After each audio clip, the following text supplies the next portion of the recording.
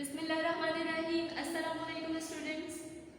आज हम स्टार्ट करेंगे अपना यूनिट 2 जो कि है system of real numbers, exponent and radicals. Students, unit 1 हमारा लास्ट लेक्चर में ख़त्म हो चुका है, उसका होमवर्क आपने कंप्लीट रखना है। अंडरस्टैंड? तो स्टूडेंट्स, आज हम यूनिट 2 स्टार्ट कर रहे हैं। यूनिट 2 में हमारा जो पहला टॉपिक है वो है रियल नंबर्स का। तो आज हम रियल नंबर डिस्कस करेंगे। इससे पहले हम सेट्स में रियल नंबर डिस्कस कर चुके हैं और हमने क्या पढ़ा था, रियल नंबर्स कैसे नंबर्स होते हैं जिनमें रैशनल और इररेशनल दोनों नंबर्स इंक्लूड होते हैं। आज हम इसको मज़ीद डिटेल में पढ़ते हैं। तो स्टूडेंट देखिए, इस चार्ट में रियल नंबर जो है हमारे पास दो तरह से डिवाइडेड है, एक डेसिमल और नॉन डेसिमल। अंडरस्टैंड? क्या कहा मैंने? डेसिमल और नॉन डेसिमल। तो नॉन डेसिमल को देखते हैं। नॉन डेसिमल में हमारे पास कौन से आ जाते हैं? इंटीजर्स। इंटीजर्स पॉजिटिव भी होते हैं और नेगेटिव भी होते हैं। देखिए इस तरह से, ठीक है। -1, -2, -3 लेफ्ट साइड पर और 0 के राइट साइड पर क्या है? +1, +2, +3। इसके बाद आ जाता है हमारे पास होल नंबर, नेचुरल नंबर। इसके अलावा और कौन से होते हैं non decimal? Prime number, even, odd. ये तमाम कैसे नंबर्स हैं? Non decimal. अब हम बात करते हैं डेसिमल नंबर्स की। रियल नंबर के एक और टाइप है, वो क्या है? Decimal number. तो स्टूडेंट्स देखिए, डेसिमल नंबर जो है वो दो पार्ट्स में डिवाइडेड है, एक टर्मिनेटिंग और दूसरा क्या है? Non terminating. फिर नॉन टर्मिनेटिंग अगेन दो पार्ट्स में डिवाइडेड है। तो नॉन टर्मिनेटिंग से पहले हम देखते हैं कि टर्मिनेटिंग नंबर्स कौन से नंबर होते हैं। टर्मिनेटिंग एक ऐसे नंबर होते हैं जिनके डेसिमल पार्ट में फाइनाइट नंबर ऑफ डिजिट्स होते हैं। टर्मिनेटिंग में फाइनाइट नंबर ऑफ डिजिट्स होते हैं डेसिमल पार्ट में। इसके अलावा टर्मिनेटिंग नंबर्स को हम P/Q की फॉर्म में लिख सकते हैं। और तमाम टर्मिनेटिंग नंबर जो होते हैं वो कैसे होते हैं? रैशनल नंबर को रिप्रेजेंट करते हैं। क्या कहा मैंने? टर्मिनेटिंग नंबर कैसे नंबर होते हैं जिनके डेसिमल पार्ट जो है वो कंटेन करता है लिमिटेड नंबर्स को, लिमिटेड डेसिमल, यानी फाइनाइट नंबर ऑफ डेसिमल को। इसके अलावा इसको हम P/Q की फॉर्म में भी लिख सकते हैं। अंडरस्टैंड?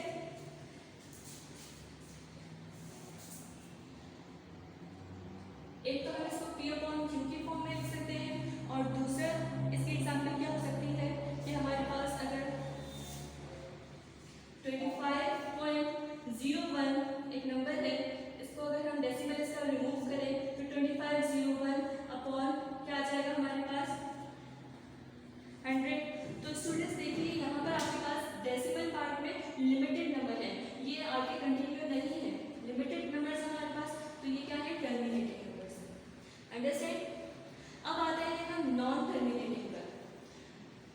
नॉन टर्मिनेटिंग में देखिए क्या है हमारे पास? Non terminating but recurring. Non terminating and non recurring. तो पहले हम देखते हैं non terminating numbers but recurring क्या है। नॉन टर्मिनेटिंग मीन्स हमारे पास नंबर्स जो है वो रिपीटेड ब्लॉक्स में होते हैं, यानी कि रिकरिंग का मतलब क्या है कि एक पर्टिकुलर नंबर या ग्रुप ऑफ नंबर जो है वो अगेन एंड अगेन जो है रिपीट होता रहेगा। जैसे कि 1/3 को जब हम डिवाइड करवाएंगे तो ये क्या आ जाएगा हमारे पास? 0.333 एंड सो ऑन। ये टर्मिनेटिंग नहीं है, ये कंटिन्यू है। 3 यहाँ पे ये चलता चला जाएगा हमेशा, ठीक है। इसी तरह से अगर हम रिपीटेड ब्लॉक्स की बात करें, तो 6/11। एक और एग्जाम्पल अगर हम ले लें 6/11, तो स्टूडेंट्स देखिए ये क्या हो जाएगा? 0.54 and so on. In numbers को भी हम P/Q की फॉर्म में लिख सकते हैं। इन नंबर्स को भी हम P/Q की फॉर्म में लिख सकते हैं और टर्मिनेटिंग को भी हम P/Q की फॉर्म में लिख सकते हैं। लेकिन नॉन टर्मिनेटिंग में हम P/Q की फॉर्म में सिर्फ इन नंबर्स को लिख सकते हैं जो कि रिकरिंग है, यानी कि जिनमें रिपीटेड ब्लॉक्स होते हैं। तो स्टूडेंट्स वो तमाम नंबर्स जिन्हें हम P/Q की फॉर्म में लिख सकते हैं, उन्हें हमने क्या पढ़ा था, रैशनल नंबर्स। यानी कि हमारे पास ये क्या कहलाएंगे, रैशनल नंबर्स, जिन्हें हम Q से रिप्रेजेंट करते हैं। अंडरस्टैंड। अब आ जाते हैं हमारे पास non terminating and non recurring.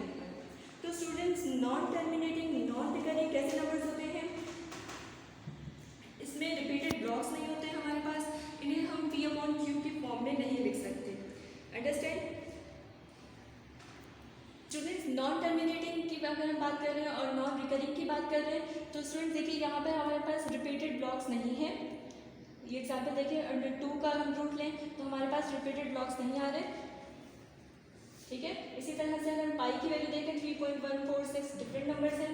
यहाँ पर देखिए ई कांस्टेंट नंबर है, इसकी वैल्यू देखें तो 2.7828। तो ये हमारे पास कह जाते हैं non terminating and non recurring, इसलिए हम इन्हें क्या कहते हैं, इर्रेशनल नंबर्स। इर्रेशनल नंबर हम इसको क्यों कहते हैं, क्योंकि इर्रेशनल नंबर को हम P/Q की फॉर्म में नहीं लिख सकते। तो स्टूडेंट देखिए, ये जो एग्जाम्पल हमने लिखी है यहाँ पर, इनमें से किसी एक को भी हम P/Q की फॉर्म में नहीं लिख सकते। तो स्टूडेंट्स, आज हमने क्या पढ़ा था, रियल नंबर्स। रियल नंबर में हमारे पास आते हैं डेसिमल, नॉन डेसिमल।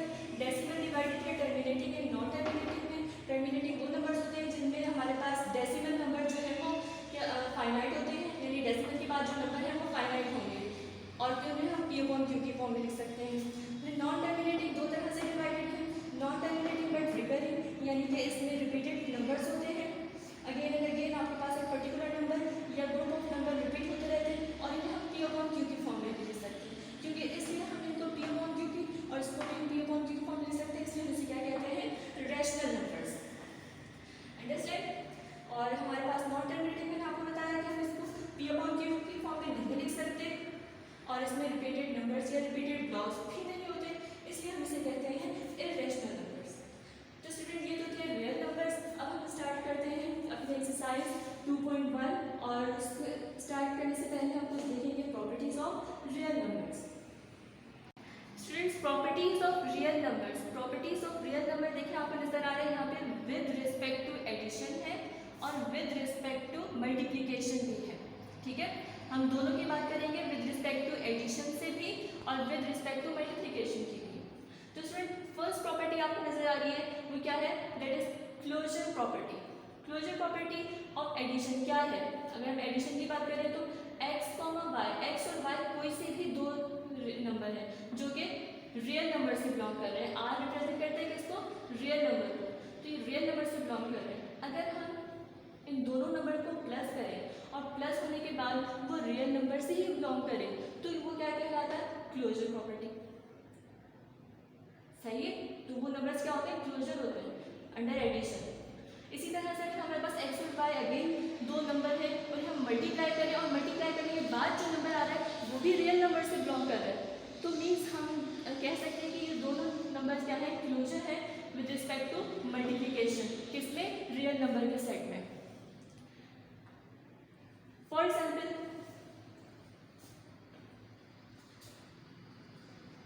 अगर हमारे पास एक सेट है, उसके एलिमेंट्स है 1, 2, 3, और मैं ऐड कर दूं 1 + 2 = 3, और 1 और 2 दोनों किससे बिलोंग कर रहे हैं, इस सेट से बिलोंग कर रहे हैं, सेट ए से, ठीक है। 3 भी किससे बिलोंग कर रहे हैं, सेट ए से। लेकिन अगर मैं करूँ 3 + 1 क्या आ जाएगा, 4, तो ये 4 तो बिलोंग नहीं कर रहा सेट ए से। इसका मतलब है कि ये जो सेट है ये विद रिस्पेक्ट टू एडिशन जो है ये क्लोजर नहीं है।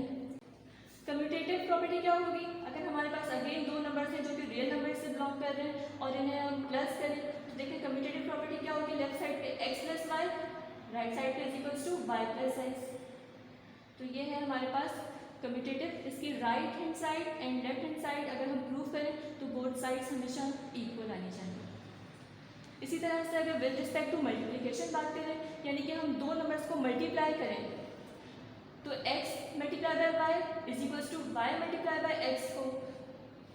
तो हमारे पास ये क्या हो जाएगी, कम्यूटेटिव प्रॉपर्टी। एसोसिएटिव प्रॉपर्टी में हमारे पास 3 नंबर्स होते हैं। ये देखिए x, y, z।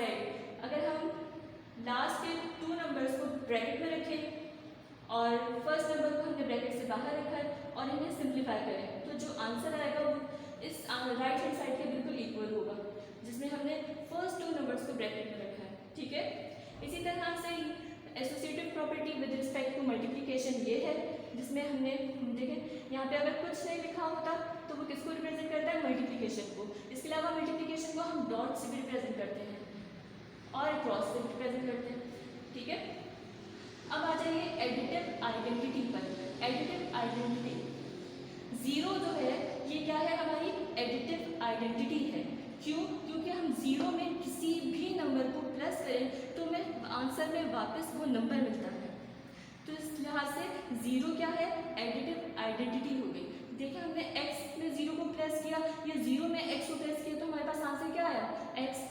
अगर हम 2 + 0 करेंगे, 0 + 2 करें तो आंसर क्या आएगा, 2। तो इसलिए हमारे पास जीरो क्या है, एडिटिव आइडेंटिटी। अब बात करते हैं मल्टीप्लिकेटिव आइडेंटिटी की। मल्टीप्लिकेटिव आइडेंटिटी क्या होती है हमारे पास, 1। क्यों? क्योंकि हम 1 से किसी भी नंबर को मल्टीप्लाई करें तो हमें वापस वही नंबर मिलता है। x मल्टीप्लाई बाय 1 या 1 मल्टीप्लाई बाय x किसके इक्वल होगा, ये x के इक्वल होगा। ठीक है, अब आ जाता है एडिटिव इनवर्स पर।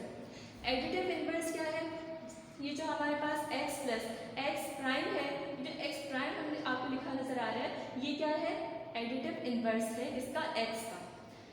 ठीक है, तो हमारे पास आंसर क्या आ रहा है, 0। तो जरा देखिए 2 का एडिटिव इनवर्स क्या होगा, -2। 2 का एडिटिव इनवर्स क्या होगा, -2।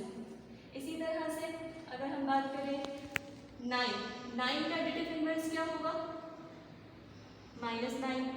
ठीक है, इसके अलावा अगर हम एक और एग्जाम्पल लें,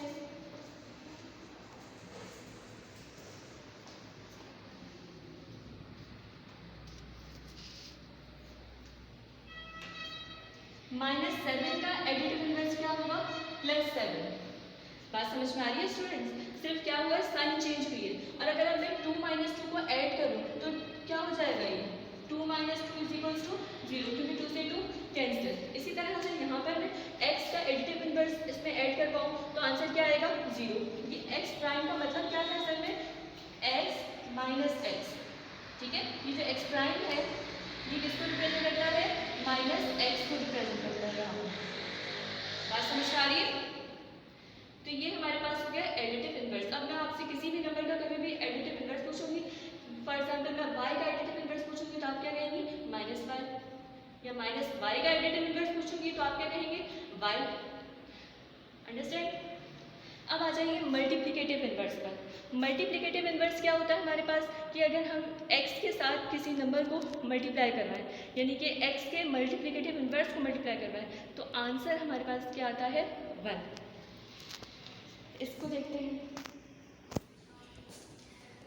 x का मल्टीप्लिकेटिव इनवर्स जो है वो क्या है, 1/x। ठीक है, जिसको हम ऐसे भी लिखते हैं x⁻⁻1। जब भी x हम ऊपर शिफ्ट करेंगे तो यहाँ पे इसकी साइन चेंज हो जाएगी, -1 हो जाएगी। ठीक है, अगर मैं कहूँ कि मुझे x का मल्टीप्लिकेटिव x⁻⁻1 का मल्टीप्लिकेटिव इनवर्स बताएं तो आप क्या बताएंगे, x।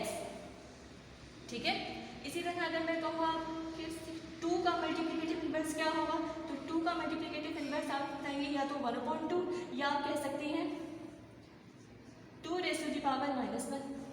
एक ही बात है ना कि 1/2 लिखें या 2⁻⁻1 लिख दें। तो ये है हमारे पास मल्टीप्लिकेटिव इनवर्स। तो इन तमाम प्रॉपर्टीज़ को जहन में रखिएगा, यूनिट 2 को समझने के लिए ये तमाम प्रॉपर्टीज़ इंपॉर्टेंट हैं। इसके अलावा एक्सरसाइज स्टूडेंट्स और से सुनने बाद एक्सरसाइज 2.1 से लेकर 2.7 तक 2.6 तक जितनी भी आपके पास एक्सरसाइजेस हैं वो तमाम एक्सरसाइजेस इंपॉर्टेंट है किस लिहाज से, MCQs के लिए।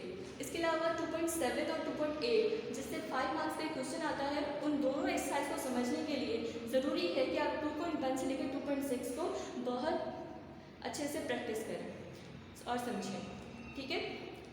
तो स्टूडेंट्स इसके बाद हम सॉल्व करेंगे एक्सरसाइज 2.1। स्टूडेंट्स एक्सरसाइज 2.1 से पहले हम एक और प्रॉपर्टी देखते हैं और वो है distributive property of multiplication with respect to addition. तो स्टूडेंट्स यहाँ पर आपको मल्टीप्लिकेशन भी नज़र आ रही है और एडिशन भी नज़र आ रही है, और ये आपको नाम से भी जाहिर है इसके, multiplication with respect to addition. तो स्टूडेंट देखिए, अगर हम y प्लस जेड को कोई भी x y z तीन नंबर्स हैं जो कि रियल नंबर से बिलोंग कर रहे हैं, y प्लस जेड को अगर हम ऐड करें, आपको पता है कि पहले ब्रैकेट सॉल्व करते हैं, अगर हम ब्रैकेट को उसमें प्लस करें और देन x से मल्टीप्लाई करते हैं। इसके अलावा राइट हैंड साइड पर अगर हम x y को मल्टीप्लाई करें और फिर x z को मल्टीप्लाई करें, देन इनको हम प्लस करें, तो हमारे पास बोथ साइड्स जो है वो इक्वल आ जाएंगी। फॉर एग्जाम्पल अगर हम सपोज कर लेते हैं कि let suppose x is equals to 1 and y is equals to 2 and z is equals to 3, और हम सपोज करेंगे हमारे पास जो है फर्स्ट स्टेटमेंट क्या है, x into y plus z is equals to x y plus x z. ये देखिए x मल्टीप्लाई बाय वाई फिर plus then x multiply by z, यानी कि पहले x से मल्टीप्लाई कराया y को, फिर x को z से मल्टीप्लाई करके लिखते हो। तो ये क्या है हमारे पास, distributive property of multiplication over addition, distributive property of multiplication over addition, understand. तो स्टूडेंट वैल्यूज पुट करते हैं इसमें, x की value 1, y is equals to 2, z is equals to 3, x की वैल्यू क्या बताया हमने 1, y की 2, x 1 एंड z क्या है 3। तो 2 प्लस 3 5 एंड 5 1 सा 5। इसी तरह से यहाँ पे देखिए 2 1 सा 2, 3 1 सा 3, 2 प्लस 3 इज इक्वल्स टू 5। तो आप देख सकते हैं कि हमारे पास बोथ साइड्स इक्वल आ रही है। तो स्टूडेंट्स ये तो थी हमारी प्रॉपर्टी। तो अब हम इसकी बात करेंगे एक्सरसाइज 2.1।